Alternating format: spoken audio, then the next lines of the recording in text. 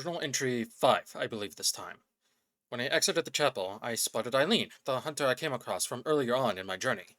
She warned me not to go to the tomb below the chapel, reason being, there was a hunter by the name of Henrik who had lost it.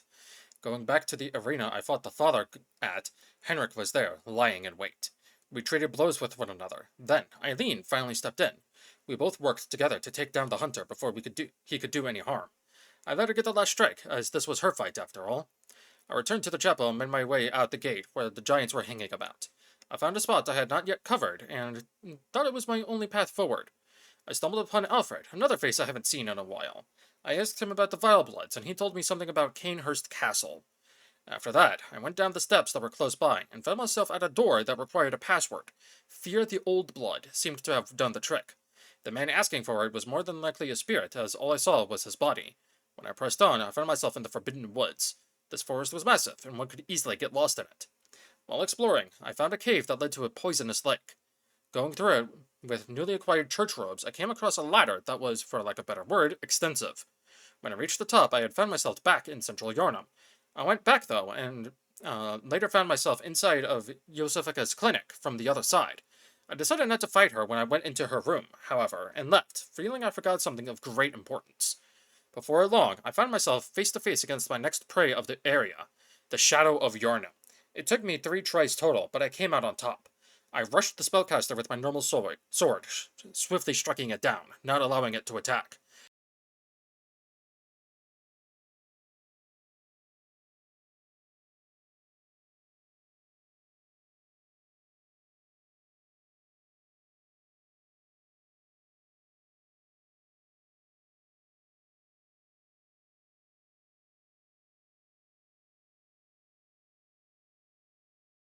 The next one I took down was the one with snakes inside his chest.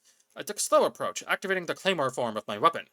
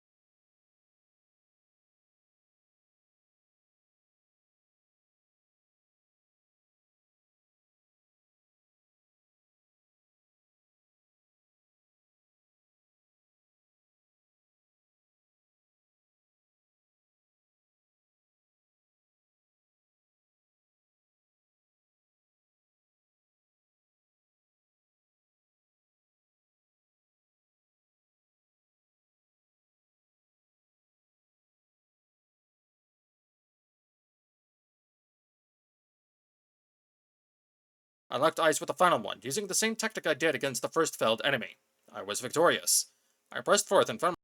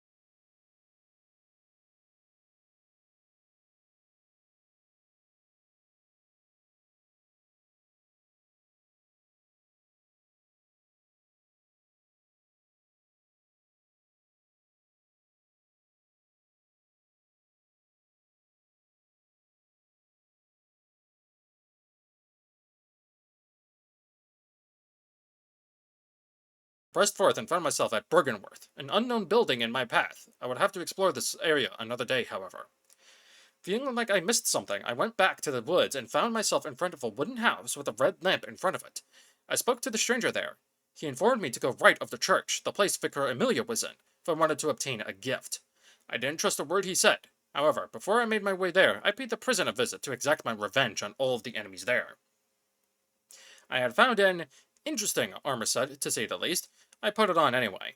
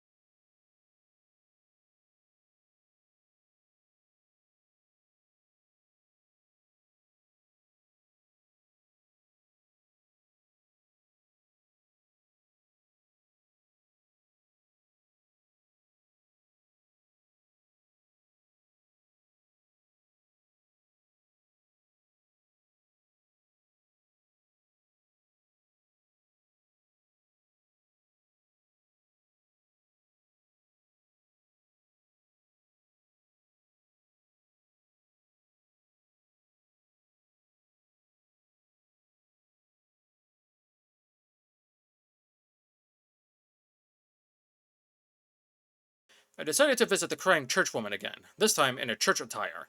She figured me out, however, but I seemed to have put her at ease. I told her to visit the chapel. Finally, against my better judgment, I decided to visit the area to the right of the church. And I was proven right. I was grappled by an invisible foe and was teleported to a place that felt like home. The lecture building was a short and sweet area, but it reminded me of my time back at the academy. Flashes of my students' faces appeared in the back of my mind as I went through the halls. I can't let myself get distracted, however, so I pushed on and found the exit of the place, finding myself at the Nightmare Frontier.